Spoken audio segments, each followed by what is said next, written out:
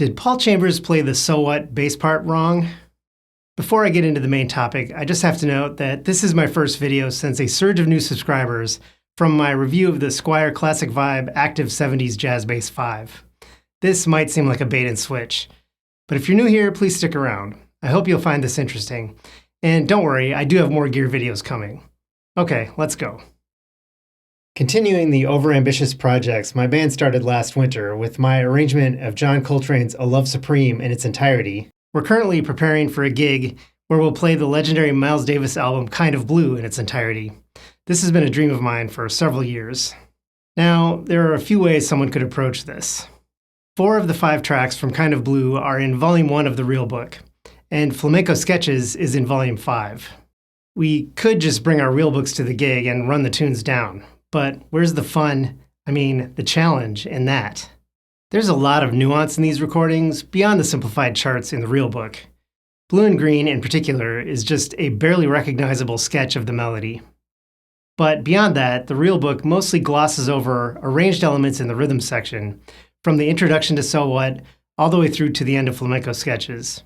And of course, with the real book, you always have to take the chord changes with a grain of salt. Sure, I did use my real books as a starting point.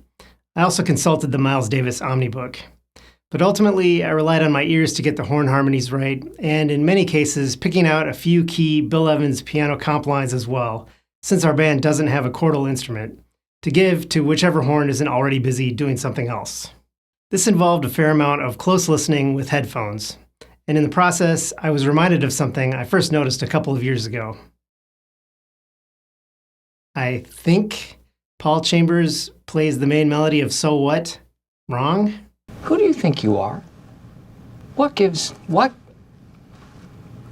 the right? The first thing you need to know about So What is that it's modal. Modal jazz was a new thing in 1959, and Kind of Blue is one of the first modal jazz albums. Modal jazz is all about exploring the colors of a particular scale, or mode, rather than following a set of rapid-fire chord changes. A song might linger on a single chord for 8 bars, 16 bars, maybe even more, giving the players room to experiment with the melodic and harmonic possibilities within that given set of notes. So What has a 32-bar AABA form. The A sections are notated as D minor 7, and the B section is E flat minor 7, but really it's all Dorian mode. The B section is basically the same as the A section, just moved up a half step. So in theory at least, the intervals between the notes in the melodic line should be the same to ensure it's all still in Dorian mode. What are modes anyway? Time for the music theory hat. This is a gross oversimplification, but essentially modes are just the major scale, but treating different notes as the root or tonic. If we work from a C major scale, the key with no sharps or flats, we have these 7 modes. C Ionian, D Dorian, E Phrygian, F Lydian, G Mixolydian, A Aeolian, and B Locrian. Another way to look at it is to stay on the same tonic note, but adjust which intervals are major or minor. To play in modes, you really need to understand it either way, but I always find it easier to think in terms of the key signature and a mode's relation to the associated major key. Here's a look at all of these modes with C as the tonic and the corresponding interval relationships. Ionian, major. Dorian, minor with a raised 6th. Phrygian, minor with a lowered 2nd. Lydian, major with a raised 4th. Mixolydian, major with a lowered 7th. Aeolian, natural minor. Locrian, minor with lowered 2nd and lowered 5th. Of course, modes don't just have to be based on the major scale. The harmonic minor scale in particular is often used as a basis for modes, resulting in some modes I really like, such as Phrygian dominant, which is the same as Phrygian but with a major 3rd. Modes are really interesting, and there's already a ton of great YouTube videos out there about them, so search them up. Meanwhile, I want to talk specifically about how Dorian mode is used in So What. How Dorian mode is used in So What. So What is driven by a melodic bass line. The notes of that melody in D are D, A, B, C, D, E, C, D.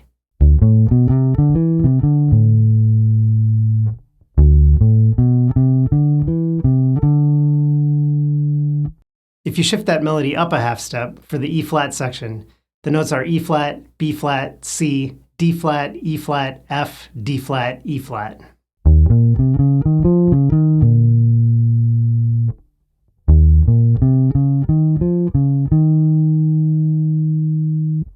But listen closely. That's not what Paul Chambers plays.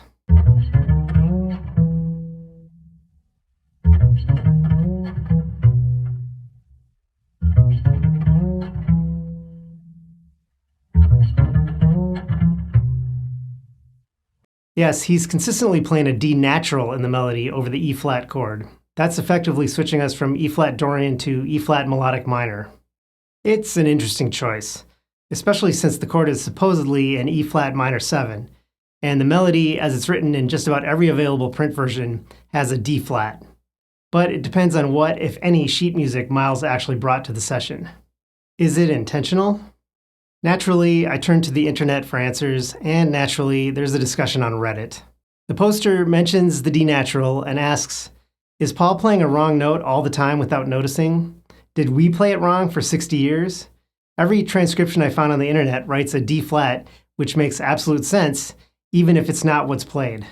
Paul Chambers died in 1969, so we can't ask him if he intended to play that note as a D natural, although the fact that he does it every time, both at the beginning of the song and at the end, suggests that it was not an accident. So, was he supposed to play a D natural? I know that on fast bass lines, played on an upright bass, pitch can be approximate. And a lot of notes in this bass track are approximate. It's possible he was not really thinking of it as a D natural, even as he was playing it. Knowing a little bit about how jazz sessions worked back in the 50s and 60s, it was fairly common for musicians to show up to the recording studio with no advanced preparation. The band leader would hand out charts that might just be rough sketches. The band might run them down a couple of times to get familiar, but maybe not, and then the engineer would hit record. After a few takes, the band would move on to the next chart. Was that the case for Kind of Blue? According to the source for all human knowledge, Wikipedia, as was Davis's penchant, he called for almost no rehearsal, and the musicians had little idea what they were to record. As described in the original liner notes by pianist Bill Evans, Davis had only given the band sketches of scales and melody lines on which to improvise. So how much did Miles explain his modal jazz vision to the other players? And even if he did explain it, something Miles did not seem very inclined to do, how much formal music theory knowledge did Paul Chambers have? He had studied upright bass in high school with the principal bassist of the Detroit Symphony Orchestra, and by 1959, he was absolutely at the top of the field of pro-jazz bassists. But I know it's possible to become an incredibly skilled instrumentalist without a corresponding depth of knowledge of music theory. Even if he did have a deep knowledge of classical music theory, here's the key point. Back in the 50s, jazz theory was not nearly as formalized as it is now. In fact, knowledge of existing music theory might even get in the way of this radically new modal jazz concept of harmony. I'm not suggesting that Paul Chambers didn't know what he was doing. I'm just suggesting that maybe in this particular context, he was not approaching his bass line with the same modal intent that we would expect on this particular chart today, or even by the mid-60s, once modal jazz was more established and understood.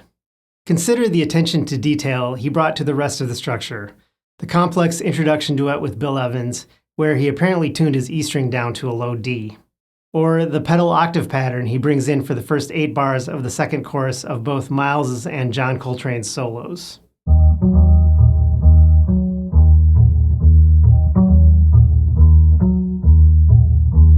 Or the different pattern he plays for the first 8 bars of the Return to the Head.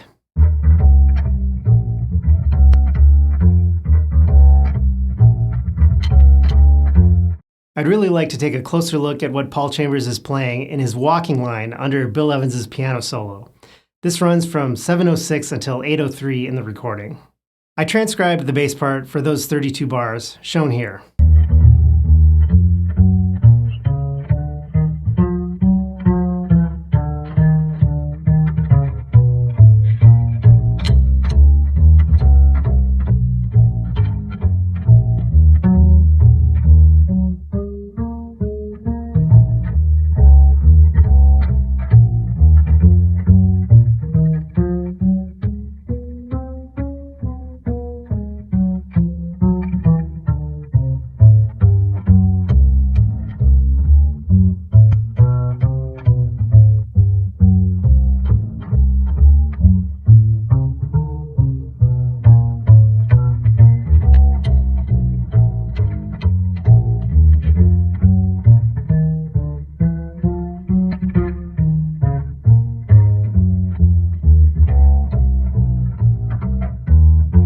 Numerous pitch issues aside, throughout the A section, the part in A Dorian, we see a lot of chromatic approaches.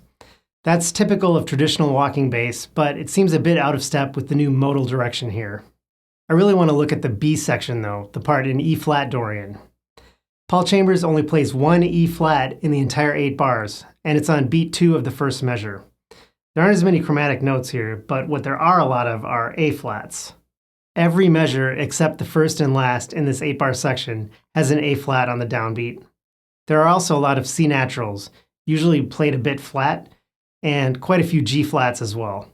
It really feels like Paul Chambers is outlining an A flat 7 chord here, not E flat minor 7. The great bassist Ron Carter, who learned a lot from Paul Chambers and would later replace him as the bassist in Miles' second great quintet, has talked a lot about the power of the bassist to change the changes. He's literally written the book. Was that what was going on here? And what did Miles think of it? Ultimately, transcribing this walking bass line didn't shed any light on the D naturals in the head.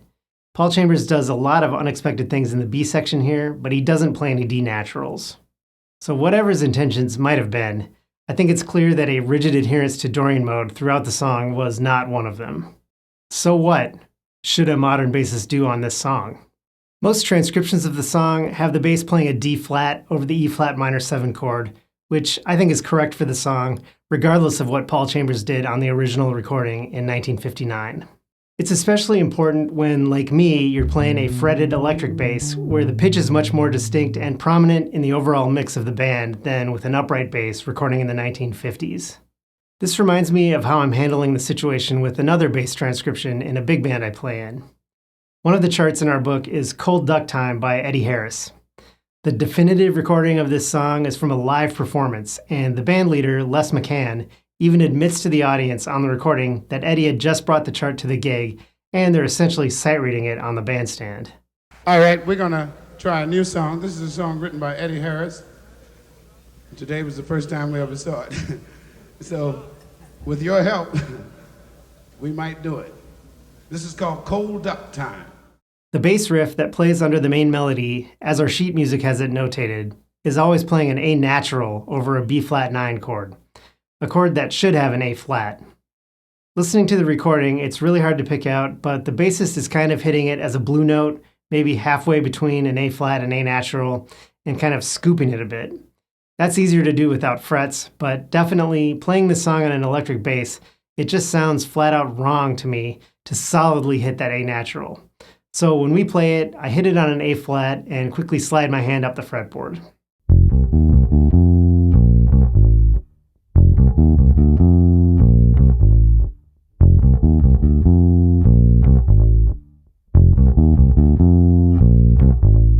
This song actually touches on one of the other things I've noticed about new styles that were emerging in the 1960s. On a lot of soul jazz tracks, it sounds like players sometimes couldn't quite decide whether the beat should be swing or straight, and they'd often shift freely between both styles, sometimes from measure to measure. I'm not going to include clips here to avoid a copyright strike, but in addition to Cold Duck Time, check out The Sidewinder by Lee Morgan and Gettin' Down by Freddie Hubbard. I'll put links to those and a few other examples in the description below. What's the point? By now, I might be coming off like I just think these legendary pro jazz musicians didn't know what they were doing. That's not my intention at all and not the point of this video. What I'm really getting at is that jazz is an evolving art form. Whatever the new thing is, at any given moment, it's inherently something that isn't clearly defined yet. We can't listen to these recordings in the current context with decades of additional development of the genre, countless years of academic study, and the codification of jazz theory, especially starting at Berkeley in the 1970s, and expect the decisions players were making on the fly when approaching a completely new way of playing to always fit into the neat little boxes we created after the fact. It's kind of like the Myers-Briggs personality test. Bear with me. I'm a big skeptic of the Myers-Briggs, even though I've taken it a few times and I know my personality type, INTP. The problem with Myers-Briggs, aside from the fact that it has no scientific basis, is that each of the dimensions of the test returns a score that's on a spectrum, and yet, despite the infinite complexity those spectra imply, each test taker gets compartmentalized into one of 16 boxes. I took the test recently at 16personalities.com, and here are my results. There's only one dimension of the test where I scored higher than 64% in either direction. So yeah, I'm definitely an introvert, no surprise there. But I don't really fit the rest of the INTP box that clearly. Depending on the day, I might fit into any one of 8 out of the 16 boxes. Wait, what does any of this have to do with how Paul Chambers plays the bass line on So What? I guess that's just my personality type, leading me on a ridiculous string of barely connected tangents. Except, maybe not. Expecting Paul Chambers to play a D-flat instead of a D natural on So What is putting his playing into an arbitrary box, the box that defines how modal jazz is supposed to be, a box that didn't exist yet when Kind of Blue was recorded. Maybe Paul Chambers didn't understand the assignment. Maybe he didn't like the modal approach. Maybe he was changing the changes. Maybe he was testing Miles to see if he'd even notice or care because he knew no one pays much attention to the bass player anyway. Maybe he was thinking about how someday the internet would exist and he wanted to give us something to talk about. Whatever the case, it doesn't change the fact that I think that D natural sounds wrong. So when I'm playing So What, I'm going to play the D flat. Speaking of which, if you're in the Twin Cities area and you'd like to hear me play the D flat, come out to our gig at Metronome Brewery in Lowertown, St. Paul on October 10th. Thanks for watching. I know these music theory videos don't get quite the same response as my gear review videos, but if you enjoy what I'm doing here and would like to see more of it, please be sure to hit like and subscribe. And let me know down in the comments if there's another topic you'd like to hear more about.